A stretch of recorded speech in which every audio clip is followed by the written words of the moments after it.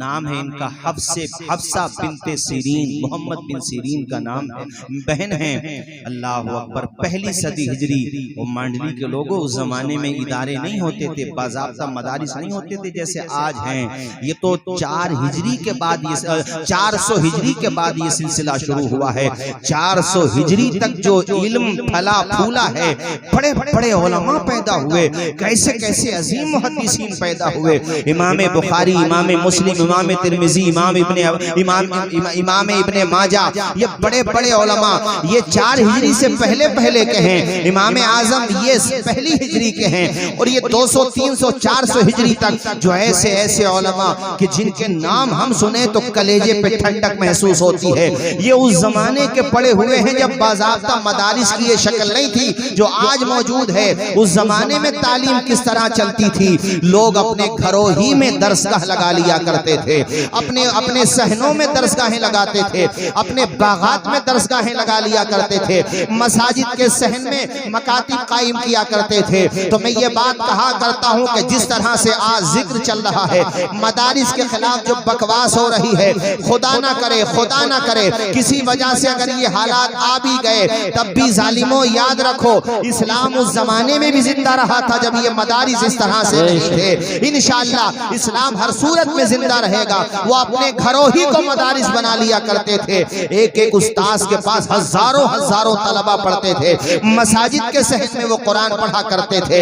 ये मैं जिनका जिक्र कर रहा था, हफ्सा बिनते सीरीन, इनके बारे में लिखा हुआ है। इनकी वफात 101 हिजरी में हुई। मतलब ये कि ये पहली सदी हिजरी की अजीम खातून है। अल्लाह अकबर। घर का माहौल ऐसा दीनी माहौल था। माँ भी कुरान पढ़ने वाली थी, वालिद भी कुरान पढ़ने वाले थे।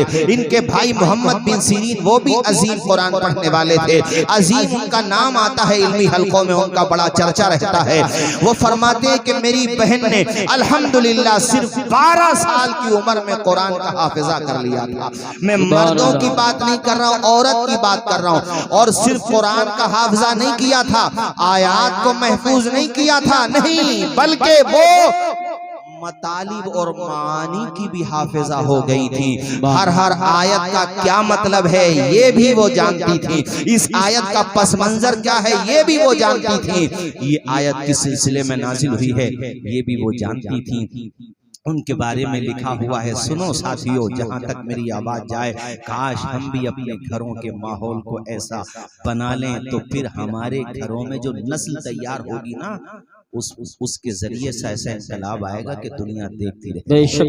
ऐसा फिक्री तालीमी इनकलाब आएगा। मोहम्मद बिन सीरीन की बहन हफ्सा बिनते सीरीन 2 दिन में खत्म कुरान किया करती थी के साथ। यानी एक दिन में वो आधा कुरान पढ़ती थी, फिर बाकी जो कुरान रह जाता था वो दूसरे दिन में पढ़ा करती थी। तहज्जुद गुजार थी। और हजरत मोहम्मद बिन सीरीन की दरसगाह में भी हजारों हजार तलबा रहते थे। वो फरमाते थे मेरी बहन को खुदा ने फहमे कुरान, तिलावत कुरान, तजवीद कुरान में ऐसी महारत ताम्मा अता फरमाई। जब मेरे शागिर्द मुझसे क़िराअत के हवाले से कोई सवाल करते और मेरा जहन परेशान होता, मैं किताबों की तरफ रुजू करता, किताबों में भी मुझे तशफ़ी बख्श जवाब नहीं मिल पाता था, मेरी मतलब उस सिलसिले में मेरी कम इल्मी की वजह से।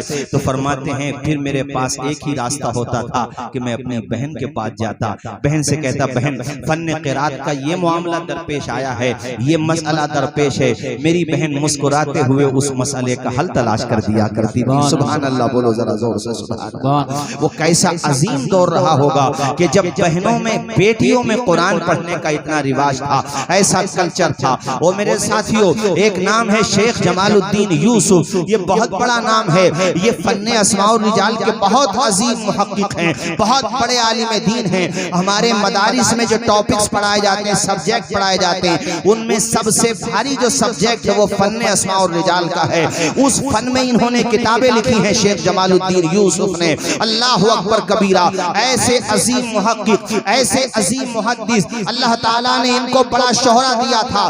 बहुत तलबा हैं इनके, बहुत अजीम नाम है इनका, मगर किताबों में लिखा हुआ है कि जितना नाम इनका था, इनसे कहीं ज्यादा नाम इनकी बीवी उम्मे फातिमा आयशा बिनते इब्राहिम का था। नारे तकबीर, नारे रिसालत, यानी शौहर का तो नाम था ही, मगर फरमाते कि इनकी बीवी उम्मे फातिमा आयशा बिनते इब्राहिम का इतना नाम था कि शौहर को भी रुजू करना पड़ता था अपनी बीवी की तरफ। वो कैसा दौर होगा जब उस शौहर भी दीन की खिदमत कर रहा था, बीवी भी दीन की खिदमत कर रही थी। वो कैसा कमाल का दौर होगा जब घर में शौहर भी कुरान पढ़ता था, बीवी भी कुरान पढ़ती थी, आसपास कुरान की तिलावत का माहौल था, फहमे कुरान का दौर था। एक नाम आता फातिमा निशापुरी, अल्लाह अकबर। इनको तो रब ने ऐसी महारत ताम्मा अता फरमाई थी, ऐसा गज़ब का इनके अंदर फहमे कुरान पाया जाता था कि बड़े बड़े लोग इनकी बारगाह में खुतूत के जरिए से कुरान के हवाले से इल्म हासिल करते थे, मालूमात हासिल किया करते थे। ओ साहिबो, तुम और हम सब अगर कोशिश करें, माना कि वो दौर पूरे तौर पे नहीं आ सकता, मगर हम कोशिश करेंगे तो इंशाअल्लाह उस दौर की रोशनी हमारे घरों तक जरूर पहुंचेगी।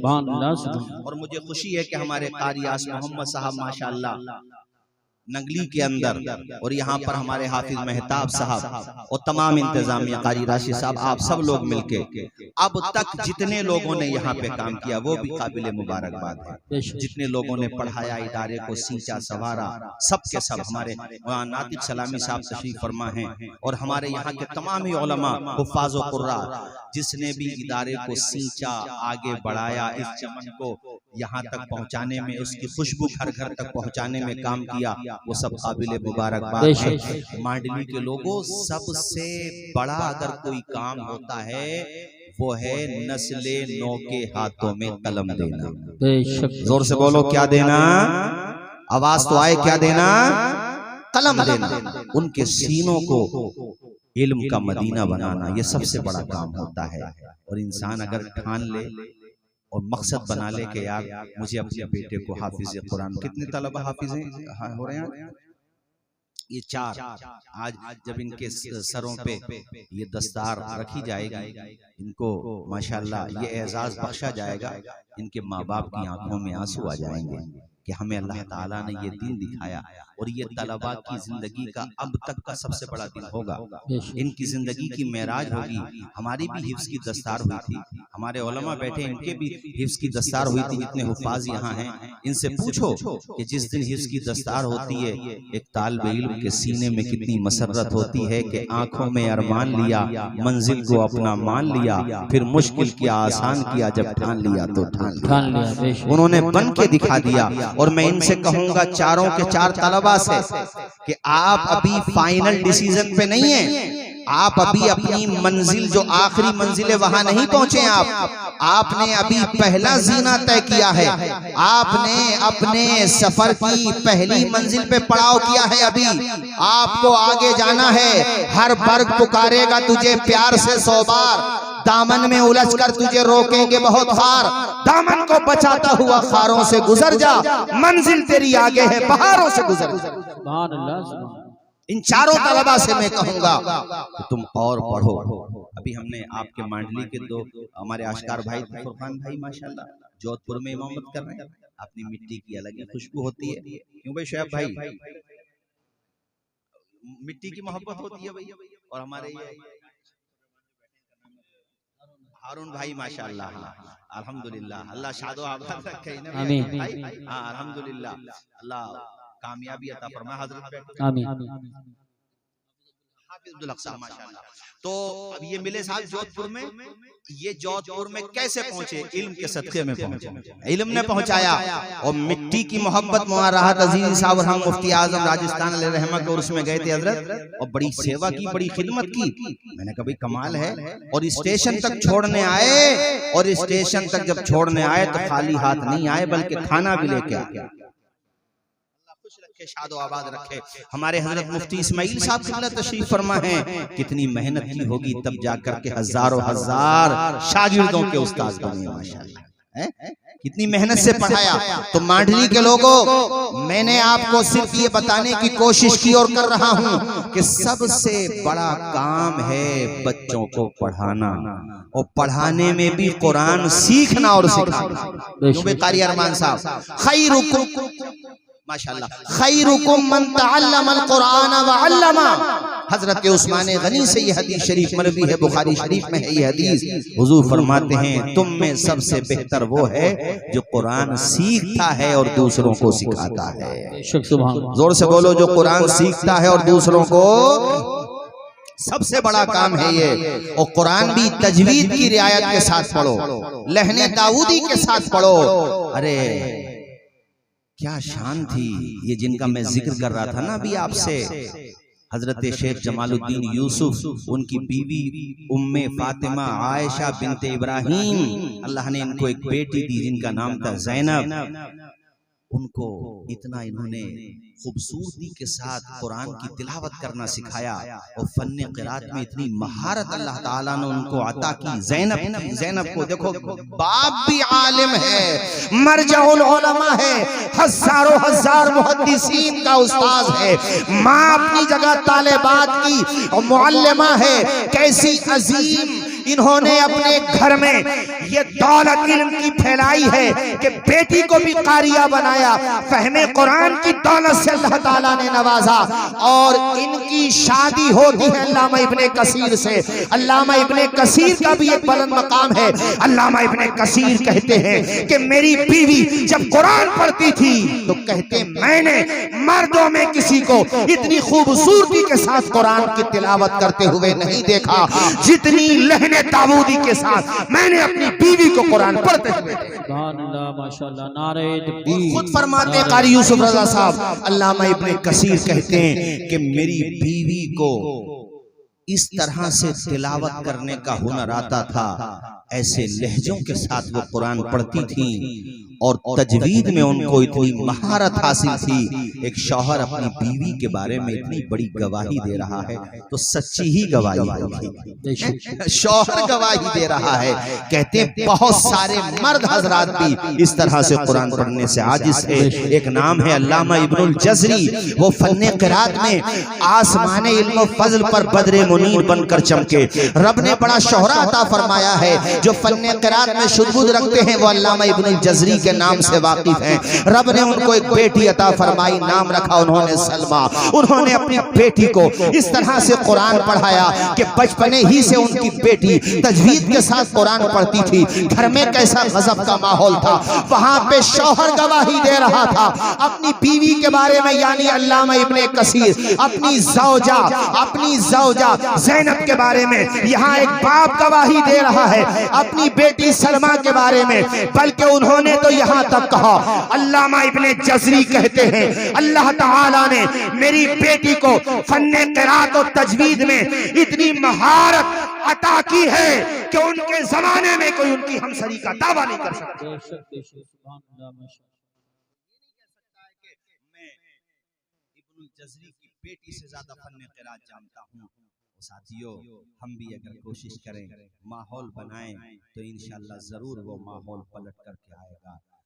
आधी रोटी खाएंगे, उधर से आवाज आए बच्चों को, सारे लोग बोलिए बच्चों को।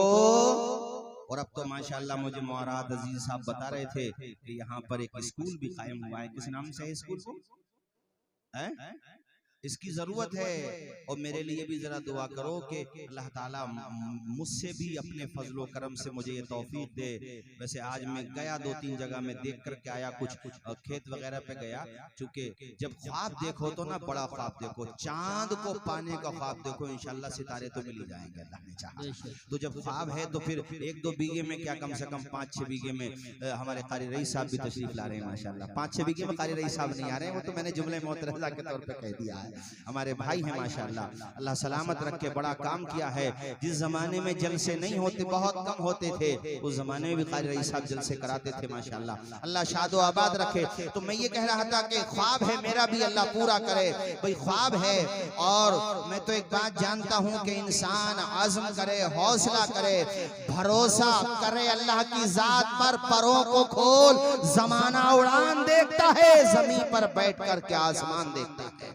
जब इरादा करोगे, कोशिश करोगे तो इंशाल्लाह फल तुम्हें मिल ही जाएगा। राशिद परसों मेरे साथी थे, वहां उड़ीसा में सगड़ी एक जगह है, बता रहे थे कि 1 साल पहले मैंने 3 करोड़ रुपए की जमीन खरीदी, लेकिन बड़ी मेहनत की उस लड़के ने, बहुत मेहनत की। अल्हम्दुलिल्लाह 3 करोड़ रुपए दे करके वो जमीन का पेमेंट कर चुके हैं। 5 करोड़ की बिल्डिंग उनकी बनना है, सारे मानक पूरे करके। तो मैं ये कहता हूँ, ये जो इदारा स्कूल की शक्ल में बना है, यहाँ फैजाने मदीना है जहाँ कुरान पढ़ाया जा रहा है, और उधर वो स्कूल बना है जहाँ मॉडर्न एजुकेशन दी जाएगी। दोनों तरह की तालीम इंशाल्लाह मांडी वालों को मिलेगी, पंसुखा वालों को मिलेगी। अल्लाह शादो आबाद रखे रईसुल उलूम को भी, जितने इदारे हैं। तो ये जो तालीम के फील्ड में जो लोग काम कर रहे हैं, उनका साथ दे दो यार। साथ ना भी दो, गुड़ ना भी दो, गुड़ जैसी बोली तो बोल दो।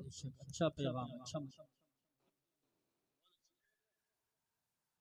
और कारी जाने आलम साहब, जाने आलम या शमे आलम जो भी हैं, बारहाल जाने आलम तो मुझे मालूम है, शमा का मतलब होता है आलम को चमकाने वाले।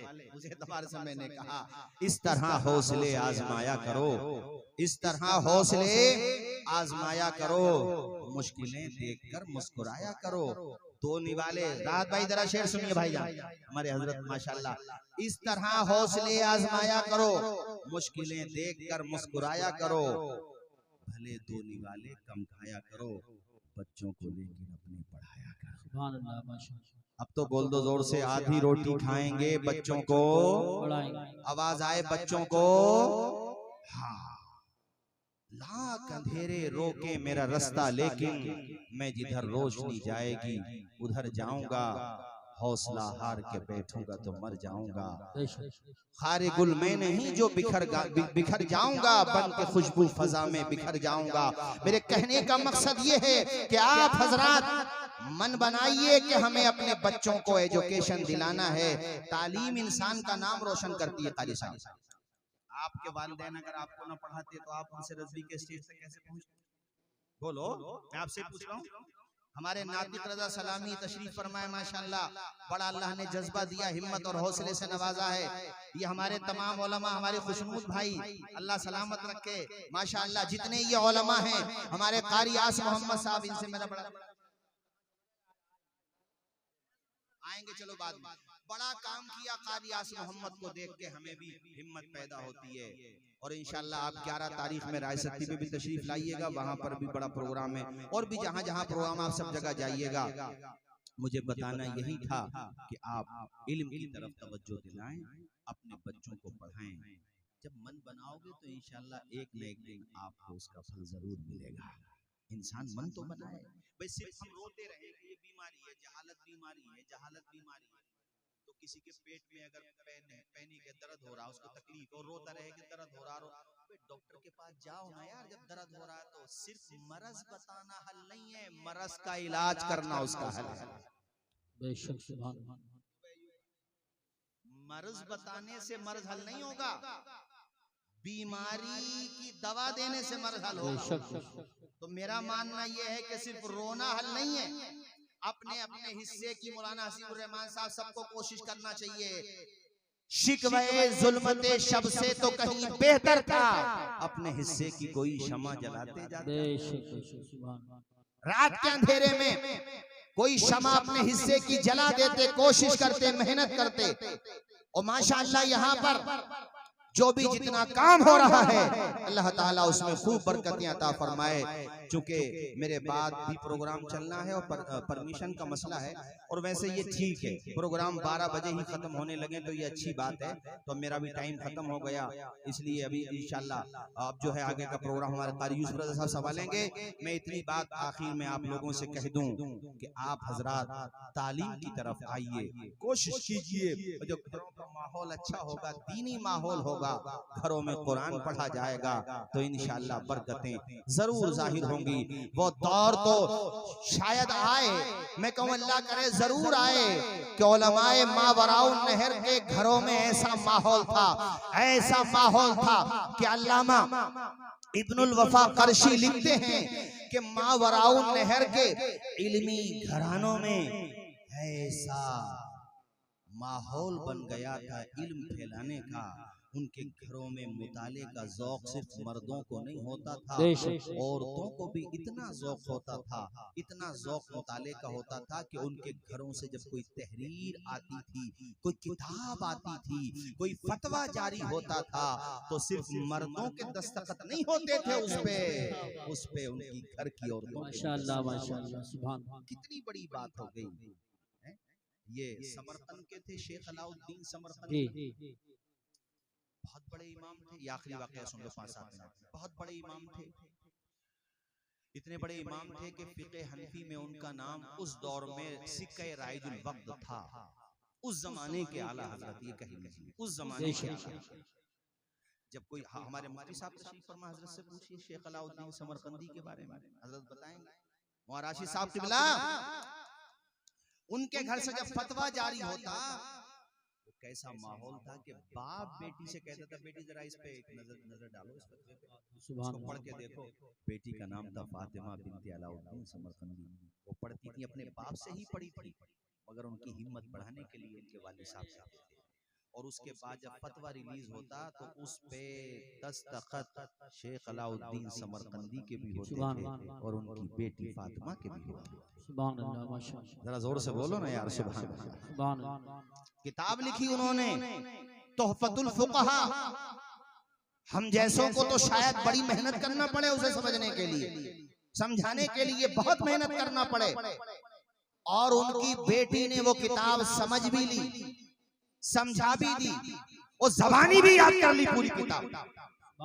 अल्लाह ने इतना शोहरा दिया कि वक्त का प्रेसिडेंट, जैसे राष्ट्रपति होते हैं इस जमाने में, प्राइम मिनिस्टर होते हैं, पीएम जिसको हम बोलते हैं, उस दौर में खलीफा हुआ करते थे। समरकंद का खलीफा उनकी चौखट पे खड़ा हुआ है कि तुम अपनी शहजादी का निकाह मेरे साथ कर दो।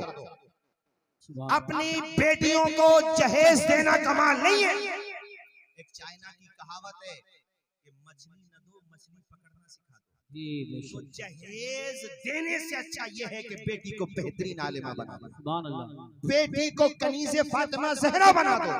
शरीयत जो है वो तो दो ठीक है, मगर मेरे कहने का मकसद ये था कि जब तुम्हारी बेटी के पास इल्म की दौलत होगी तो दुनिया की दौलत उसके कदमों में पड़ी रहेगी। वो सिर्फ अपनी नस्लों को नहीं संवारेगी, बल्कि अपनी मिल्लत की नस्लों को संवारने का काम करेगी। आज हमारी बेटियां टिकटॉकर क्यों बन रही है? इल्म नहीं है उनके पास। टिकटॉक पे अपनी जिस्म की नुमाइश कर रही है मुसलमान लड़कियां, गैरों की साजिशों का शिकार हो रही है मुसलमान लड़कियां। कल तक जिन माओ बहनों को अपनी कौम के नौजवान नहीं भटका सकते थे, जो अपनी आबरू की हिफाजत को अपनी जिंदगी का मकसद समझती थी, जो कौम की बेटियां एक दौर में जिनकी इज्जत की कसमें खाई जाती थी, मुसलमान लड़के उन्हें अपनी हवस का शिकार नहीं बना सकते थे, आज चुल्लू भर पानी में डूब मरने का मकाम है कि गैरों की साजिशों का शिकार होकर इस नतीजे पे पहुंच रही है कि न खुदा ही मिला, न विसाले सनम, न इधर की रही न उधर की रही। नौबत आ गई। इसलिए अपनी बेटियों की घुट्टियों में भी दीन की मोहब्बत डालिए, उन्हें कनीज़े सैयदा आयशा सिद्दीक़ा बनाइए, कनीज़े फातिमा ज़हरा बनाइए। ये देखो फातिमा रिश्तों की मतलब कतार लगी हुई है। समरकंद के खलीफा, बुखारा के खलीफा, कहां के खलीफा, उनके वालिद मरजाउल उलमा शेख अलाउद्दीन समरकंदी ने कहा, मैं अपनी बेटी का निकाह महज दौलत की बुनियाद पे नहीं कर सकता। उनके सामने बड़े बड़े ऑफर रखे गए, बड़े बड़े मनसब के उनके सामने लालच रखे गए। उन्होंने कहा था कि आपके सर पे जो ये ताजे हशम रखा है, हम फकीरों ने इसे ज़ेरे कदम रखा। हमें दौलत का लालच दे रहे हो, हमें दौलत नहीं चाहिए। अगर तुम्हारी दौलत से हमारी चौखट अच्छी नहीं होती तो हमारी चौखट पे क्यों? भाई हमारी चौखट अगर तुमसे अच्छी नहीं होती तो हमारी चौखट पे खलीफा क्यों आता? मैं तो किसी खलीफा की चौखट पे नहीं गया, बादशाह मेरी चौखट पाया। इसका मतलब ये है कि मेरी चौखट तेरी चौखट से अच्छी है। और जब मेरी चौखट तेरी चौखट से अच्छी है तो मैं अच्छे को बुरे के हाथ में जी बेशक दौलत की बुनियाद पे अपनी बेटी का निकाह उसके साथ करूंगा जो मेरी किताब सुभान तोहफतुल फुक़हा को समझ के दिखाएगा। कहने हैं वो। कहा तोहफतुल फुक़हा को उनके शागिर्द थे, नाम था उनका अबू बकर इब्ने मसूद कासानी। उन्होंने रिश्ता भेजा, फरमाया रिश्ता मंजूर हो जाएगा मगर पहले तोहफतुल फुक़हा की तशरीह करो, इसे लिखित में समझा के देखो। उन्होंने जब तशरीह शुरू की तो वो पूरी शरह हो गई जिसका नाम बदाइउस सनाए रखा गया। और वो ऐसी किताब है, अल्लामा शामी कहते हैं कि बदाइउस सनाए ये फिक़े हनफी में मनारे नूर है, बहुत अजीम किताब है। और साहिबो बहरहाल उनको वो शराब पसंद आई, रिश्ता फाइनल हो गया, निकाह भी हो गया। आप सलाम कीजिए उस बाप को जिसने ऐसी बेटी की तरबियत की है कि उस बेटी का जीते जीतना नाम हो गया। जब निकाह हुआ अल्लाह वो निकाह में रहने लगी, दरगाह उनकी लगती थी। इमाम अबू बकर कासानी ये कोई छोटा नाम नहीं है, उस दौर के बहुत अजीम फकीह भी थे, बहुत अजीम मुहद्दिस भी थे, बहुत अजीम मुदर्रिस भी थे। उनके दरगाहों में हजारों हजार तलबा इस्तिफादा करते थे, इल्म हासिल करते थे। कितनी दफा ऐसा होता था जब वो किताब पढ़ा रहे होते थे तो जब उनको कोई उलझन पेश आ जाती या कोई शागिर्द उनसे ऐसा सवाल करता जिसका जवाब फौरन उनके समझ में नहीं आता तो वो मकान के अंदर तशरीफ ले जाते, बाहर आते। एक दो मरतबा में तो तलबा ने केयर नहीं किया, सोचा हो सकता है हजरत अंदर जाकर के किताब में देख के आते हो। एक दिन किसी तालिब इल्म ने अज़राह मिज़ाह कह ही दिया, कहा हुजूर अंदर आप जाते, हालांकि किताब तो दाएं बाएं भी रखी हुई है, अंदर जाकर के आपके पास कौन सी किताब है कि आप जब जाते हैं तो आपको इस सवाल का जवाब पता नहीं होता, बाहर आते हैं तो आप फौरन जवाब दे देते हैं। जो किताबें यहाँ रखी हुई नहीं है वो कौन सी किताब है कि अंदर जाकर के पढ़ते हैं, फौरन जवाब दे देते हैं। और इस मजमे में तशरीफ लाने वाले तमाम ही सामईन उनका जवाब सुनो। कहने लगे अंदर जब जाता हूँ तो मैं किसी किताब को देखने नहीं जाता हूँ, अपनी बीवी से इस सवाल का जवाब पूछने जाता हूँ। सुभान अल्लाह माशाअल्लाह, नारे तकबीर, नारे रिसालत, नारे अपनी बीवी से गौसियत। मेरी बीवी सवाल का जवाब देती है। आखिरी बात, बाकी तकरीरें इंशाल्लाह इल्म के हवाले से अलग अलग जलसे हैं, जैसे मैंने बताया 11 तारीख में रायसती पर भी है और भी जलसे हैं। अब सब तो किसी वक्त मुझे याद नहीं आ रहे अपने इलाके में, तो इंशाल्लाह आप तशरीफ लाइए और भी हिस्से में इल्म के हवाले से। अल्लाह करे आपके अंदर इल्म का शौक पैदा हो, अपने बच्चों को पढ़ाने का शौक पैदा हो। आखिरी बात बता दूं, इनकी बीवी के बारे में तज़किरा निगारों ने लिखा है, तज़किरा कारी आस मोहम्मद साहब, अरे मेहताब और आस मोहम्मद एक ही बात है। किसी को लाजिम और मलजूम की खारजी मिसाल देखनी हो तो इन दोनों को देख ले। लाजिम और मलजूम आज कारी मुशर्रफ साहब, हमारे कारी मुशर्रफ साहब आ जाओ, स्टेज पे आ जाओ। बड़ा काम किया है कारी मुशर्रफ साहब ने भी माशाअल्लाह। इन्हें देख कर हम तो खाली तकरीरें ही तो कर रहे हैं, असल काम तो ये लोग हैं जो मदरसे मदारी चला कर रहे हैं माशाअल्लाह। हमारे कारी मुशर्रफ साहब और हमारी जो खाला थी अल्लाह उनको जन्नत नसीब करे, उन्होंने भी बहुत बच्चियों को पढ़ाया, बहुत बच्चियों को पढ़ाया इस्लामपुर में आसपास में। सुनो भाइयों आखिरी बात बस थोड़ी सी सुन लो यार, कोई बात नहीं इंशाल्लाह, चूंकि अजीज उतना ही रखो कि दिल बहल जाए, इतना भी न चाहो किसी का दम निकल जाए, परमिशन का भी मसला है। खैर सुनो उनके बारे में, उनकी बीवी के बारे में इंशाल्लाह उलमा तो मोहब्बतों से नवाज ही रहे हैं, मगर आप भी सुनो। उनकी बीवी के बारे में लिखा हुआ है कि उनकी जो ज़ौजा थी जिनका नाम था फातिमा, वकानत तनकुलुल मज़हबा नक़लन जय्यदन वकाना ज़ौजुहल कासानी रुब्बमा यहीमु फिल फतवा फतरुद्दुहु इलस सवाब व तुअर्रिफुहु वजहल खता फयरजिउ इला कौलिहा व अलल फतवा खत्तुहा व खत्तु अबीहा व खत्तु ज़ौजिहा। कहते हैं उनकी बीवी फातिमा को अल्लाह ने इतनी महारत दी थी कि फिक़े हनफी को बहुत खूबसूरत अंदाज में दलाइल के साथ वो पेश करती थी। कहते उनके शौहर को तो कभी कभी फतवा देने में वहम हो जाता था, डाउट होता था, कंफ्यूजन होता था, तो वो अपनी बीवी को फतवा दिखाते थे। फतरुद्दुहु इलस सवा, उनकी बीवी फतवे को दुरुस्त करती थी। व तुअर्रिफुहु वजहल खला, उनके शौहर कहते थे तुमने ये यूं क्यों किया, ऐसे को ऐसा क्यों किया? वतुअर्रिफहु वजहल खता, तो कहती थी खता ये हो गई है, यहाँ पे ये दलील होना थी, तुमने ये दलील दी है, यहाँ पे ये आयत होना थी, तुमने ये आयत रखी है, इससे ये इस्तेलाल होना था। उनके शौहर खुशी से झूम जाते थे, अपनी पेशानी खुदा की बारगाह में झुकाते थे।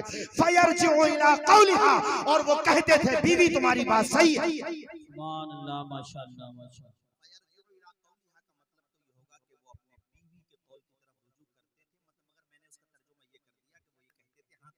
सही है। और सुरकारी साहब ये आखिरी बात, फिर मेरी तकरीर खत्म। फतवा जब उनके घर से निकलता था, उस फतवे पे बीवी के दस्तखत होते थे, शौहर के दस्तखत होते थे, और उनके अब्बा के दस्तखत होते थे। काश वो दौर फिर पलट के आ जाए, हमारी बेटियां भी। मुझे वो तो बात याद आती है सुल्तान सलाहुद्दीन की, दुश्मनों ने कहा था हम ऐसे माएँ पैदा नहीं होने देंगे कि उनकी कोख से सुल्तान सलाहुद्दीन यूं भी जन्म ले। ये मोबाइल क्या है, ये इंस्टा पे नाचने वाली लड़कियां क्या हैं, साजिशों का हिस्सा ही हैं। वो चाहते हैं कि इस कौम में काबिल पढ़ी लिखी औरतें, जिनके सीनों में मिल्लत इस्लामिया का दर्द हो, जो कुरान से मोहब्बत करने वाली हों। मगर हम मायूस नहीं हैं, हम मेहनत करेंगे, कोशिश करेंगे, तो इंशाअल्लाह वो दिन ज़रूर आएगा कि हमारे आस-पास भी इल्म की खुशबू महसूस की जाएगी। वमा अलैना इल्लल बलाग।